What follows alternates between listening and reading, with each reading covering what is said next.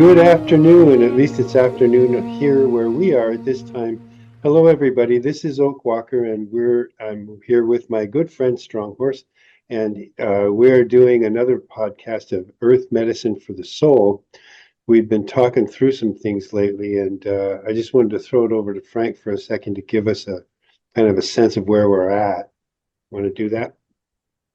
Yeah, sure. I think, well, you and I, uh, we seem to get downloads, thank goodness, Mhm. before we start talking about this stuff. And it was brought to our attention to start talking about alignment, which is a pretty broad subject, but a hugely important subject because I think that right now, particularly in this time of transition, which is, I think, everybody that's been clued into anything spiritual is probably fairly aware that Mother Earth is going through a big shift right now. Yeah. And so this alignment as a subject is vitally important for people to kind of get in their head as to what they need to be doing to participate in this transition, Hmm. and and I think both you and I both feel that it's our experiences with our different indigenous shamanic paths that is going to allow us to share some information with the people that they could find is very interesting. Does that work? Hmm. Yeah, that works. Um, so alignment. The first question that springs to my mind when I'm thinking of, trying to put myself into the mindset of a viewer here, and they're like alignment. What am I aligning to? Alignment. What do you mean align to? You have to align to something. When I align my wheels on my car, they're being aligned to one another, or there's then the toe in, there's an alignment going on. So that keeps us in harmony, right? So, rolling forward in peace and uh, no blah blah blah vibrations and stuff. Anyway, okay, so that's a bad analogy.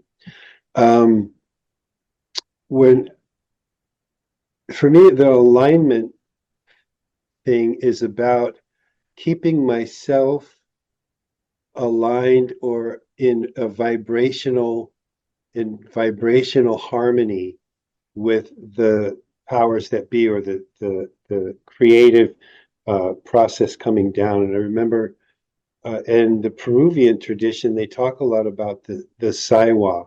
And the Saiwa is like a channel of light that comes down into your crown. Grant. Yeah. Yeah, into the top of your head. And the Saiwa, it's basically generated from the stars, or it originates in the stars, the highest of high vibrations, and it comes down into you through through your crowns, and then it goes all the way down. And what I've always done is just let it keep going down all the way down to the center of the earth. So it just basically comes all the way through me, and then anchors me at the very center of the planet, which is being as how I'm a person on this planet. I'm a being on the planet. I'm of the planet. The, that is as central as it gets for me when you get to the center of the planet. So now I have this light vibrational attachment from the center of the earth all the way up to um, the star brethren, the star um, beings up there. And down in Peru, they don't really distinguish very much between what kind of being you are. Um, they are very in touch with that kind of celestial process. It's real interesting in Peru because you go down there and their constellations, the Milky Way is so bright in the Andes that their constellations are backwards. Their constellations are where there's a void in the stars that might be shaped like a llama or something. Those are their constellations, and those are the portals. They're symbolic portals that they use to bring their mythology and their medicine down into their own traditions. The Peruvian traditions are very, very aligned with alignment, if you will, because they really see everything coming down into the earth through the mountains. And then the mountains, not only are they pinnacles that are like antennae that are sticking up and receiving all of this uh, star energy, but they also are the glacial waters that are so nutritious that feed the valleys, and all of the nutrition of their harvest basically originates in the mountains and in the glaciers, and all of it runs down into their fields and valleys where they go. We had one really nice ceremony with the guy. There's a guy down there by the name of Tito La Rosa, and we got along real well. Tito and I did, because he was trying to quit smoking and I hadn't yet. So I had all the tobacco, and he would come with me after every after every visit. We'd go to some site somewhere, and then he'd hook right up with me, and we'd go have a cigarette. And he's a famous Grammy winning, actually. He's a Grammy winning panpipe player and plays the indigenous Yeah. instruments. Um, Very nice man, sweet soul. And the ceremony we did with him at his site was really nice, because that was a sound. He loves the sound traditions, you know. And so we did, and he loves the alignment with the feminine energies too. So he's a guy that I would go to if I were wanting to encourage more matriarchal styles and ideals. I'd go to Tito for sure. And the ceremony that we did, we put all of the women in a circle in the middle, and then the men we went out and gathered to all the markets we could find. We gathered flowers in all the four major colors: white, red, purple, and yellow. And we broke them down into petals, and then we just showered the women with this plethora of blossoms. And that was one ceremony that made everyone feel like they were just attached to the deepest beauty of the world. And Wow. yeah, it was really a sweet ceremony, and everybody came out kind of floaty, woo woo. There's that word again. Um, and I just think that I love my Peruvian tradition for that, because they really have managed, being so high in the Andes, where the conquistadors were it was too challenging to get up there. So they managed to get less polluted, I think, if you will, by a lot of the Western ideologies of greed and utilitarianism and stuff that I think is finally reaching its pinnacle and is about to that Tower of Babel is about to break down. Um, I miss Peru. I would go back there in an instant if I was made of money. You know, when we were talking about this, it reminded me of a story I did. I was doing some research for a book I was working on, and I came across this article where in 1957, uh, this I guess he was an English sociology guy or anthropology guy or whatever, but he went to the Kalahari Desert and he Mhm. was studying with the bush people, the bushmen, and in one of the conversations, um, he brought up to him that he couldn't hear the stars, and they thought he was joking. And it's no, I'm not joking. I can't hear the stars, and they were like, "Oh my God, well, you must really be ill." I mean, They I were mean, they right, could not. Yeah, they were like, "Oh my God, how can you not hear the stars?" right? You know, and so I mean, I think that we've just flushed out the stars with all the lighting that we have put into the Yeah. cities into our civilization, particularly in the Western world. And I've when I used to do Sundance out in Arizona, I was on security and I would walk around 2, 3, 4 o'clock in the morning, just doing the security thing in the campsite, and the stars were just like, oh my God, So they're beautiful. just incredible. I mean, it's almost, Hmm.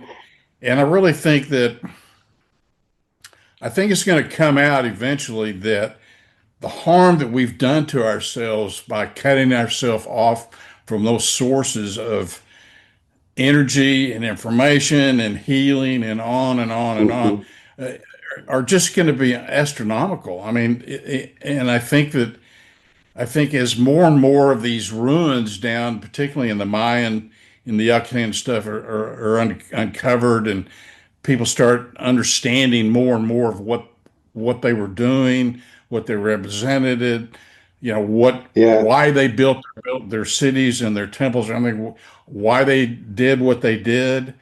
It's just really going to open up a whole new frontier for us. And I yeah, think with the great shift with what's going on right now, that we're in the precipice or the beginning of that exploration that is just really going to take off in ways we probably can't even comprehend right now. hmm, I mean, you and I've got some experiences of having gone and done ceremony in in some of those areas, and experienced the energies of the stars, experienced the energy of the Star Nation people.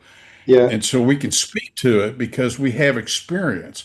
But, you know, but that's a very small group of people, man, that it yeah. can actually speak to that.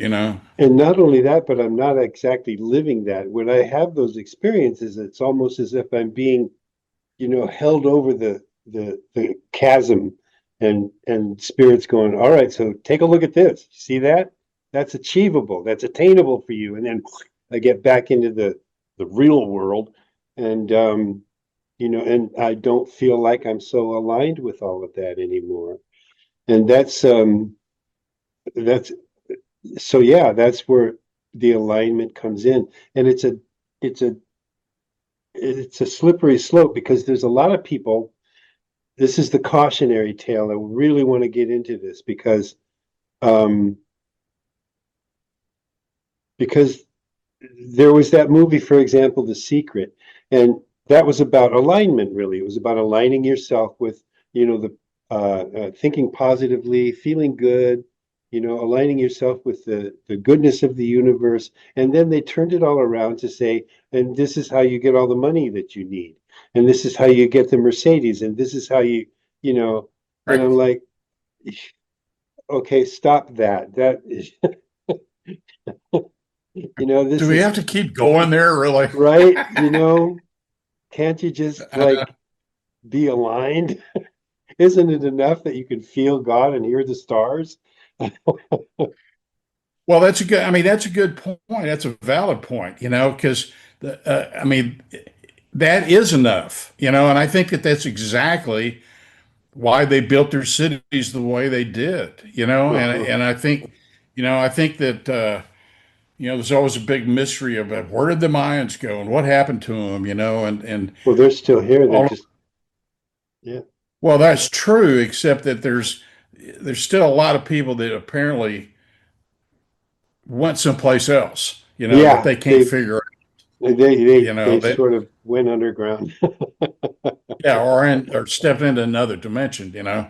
Um, I mean, that's my thoughts on it. That they saw what was coming and they didn't want to be a part to it.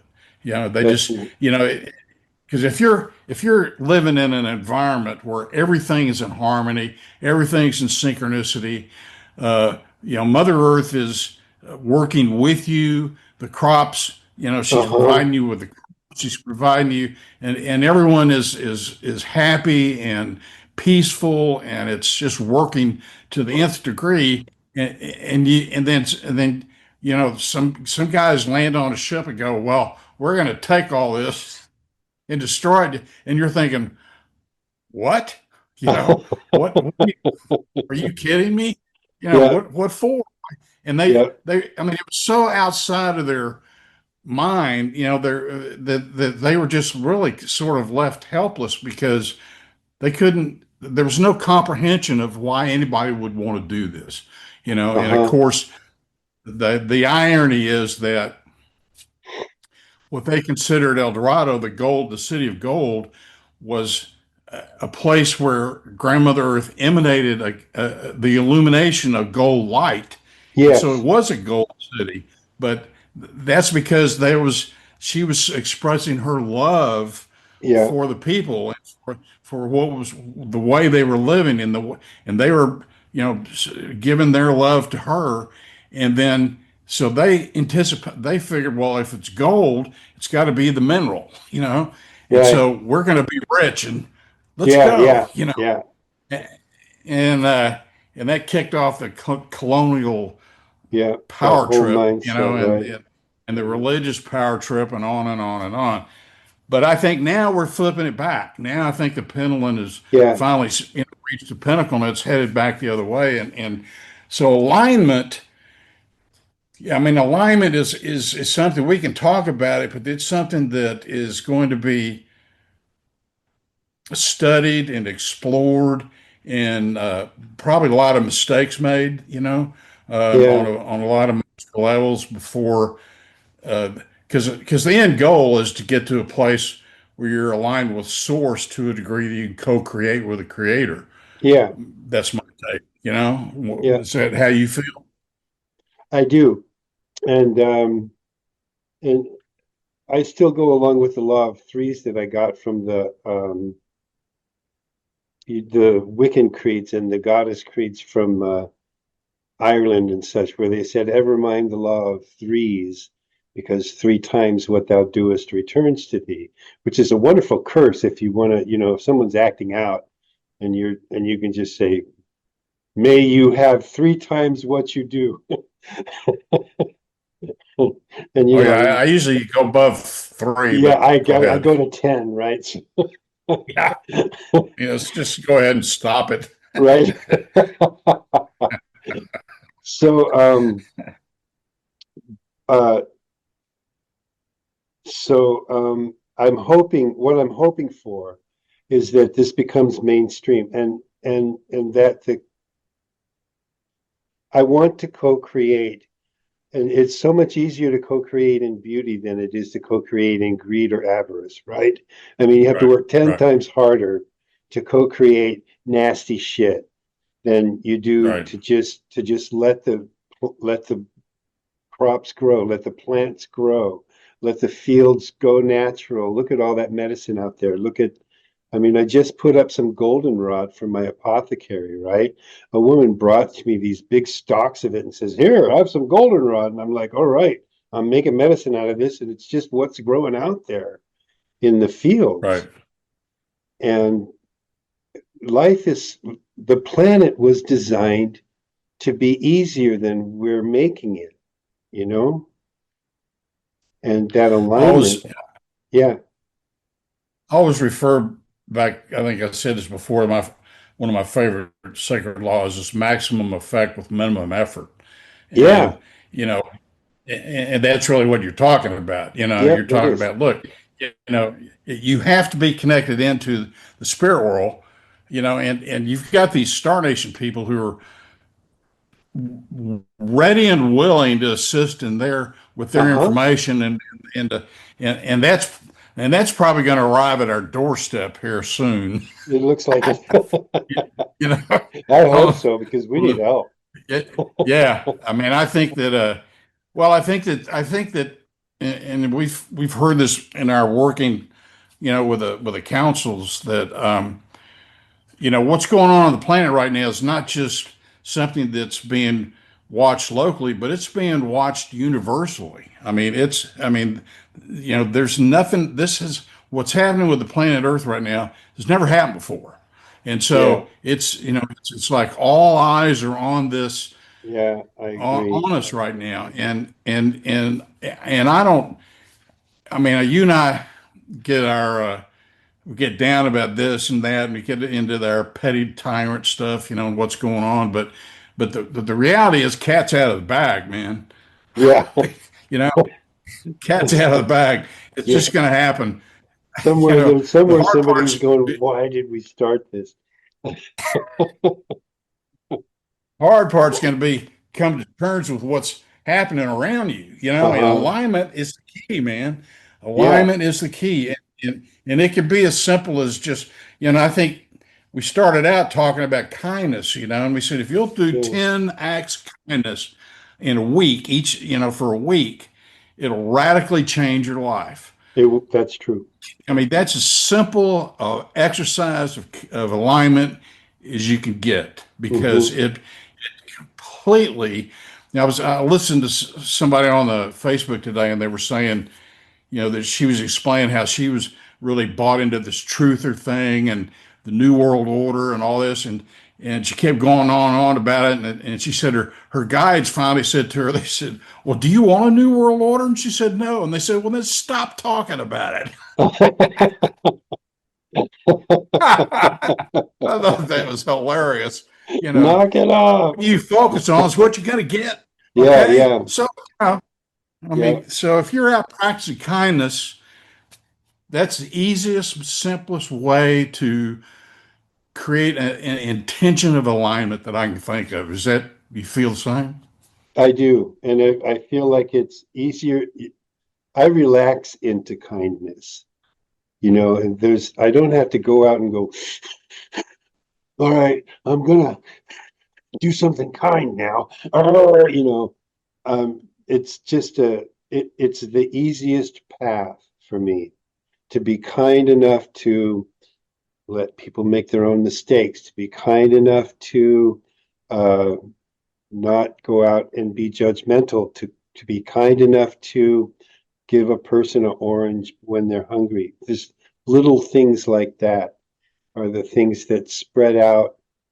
I always think of a pond, the ripples across the pond where you do that one tiny thing and it just goes out so far beyond your imagination. And those things, they go out easy, you know? Yeah. It's easy. And I'm not saying lazy, but like you said, the greatest result for the least effort is you get yourself in alignment and just every little thing you do just boing,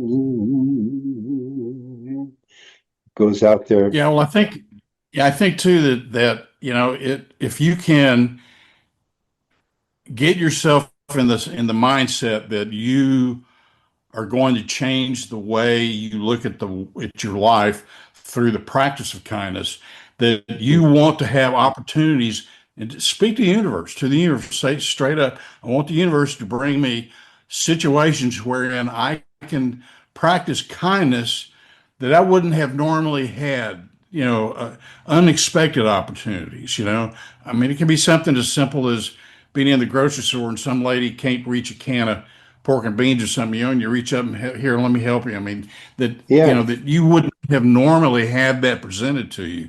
right. And the way I learned this was when I was driving a cab, I would be out there on the streets of Austin and I'd get these crazy drivers and I'd be screaming at them. I'd be, and one day this other cab driver said, "Man, you can't do that." I said, "What do you mean?" He said, "You're a professional driver, man. They report you, you're out, And Yeah. so I thought, yeah, you're right, And so I stopped cussing people out or screaming at them or flipping them off or Uh-huh. anything. And I noticed that there was a decline in the number of crazy drivers I ran Yeah. into. Yeah, me And too. so then I thought, I think I'll test this out. So I went back to being an asshole Right. and they all showed up again, and it just, Yeah. the frequency increased. And I went, that's interesting. So I stopped and it started Uh-huh. declining. And And I was like, God, this is like really happening. yeah. This isn't happenstance, man. This is really happening. And so it taught me that was a lesson I got. Like, all right, whatever you put out there is what you're going to get back, And so I have to be Yeah. very mindful of that. So one of the things I did back then to practice kindness is I went out bought a bunch of stuff from my Goodwill or something. I wrapped them all in Christmas packages Hmm. and stuck them in my cab. And then every time I pull up and there was a homeless person on the side, I'd go, "Merry Christmas, man." I'd hand them a wrapped Christmas gift, which flipped them right out.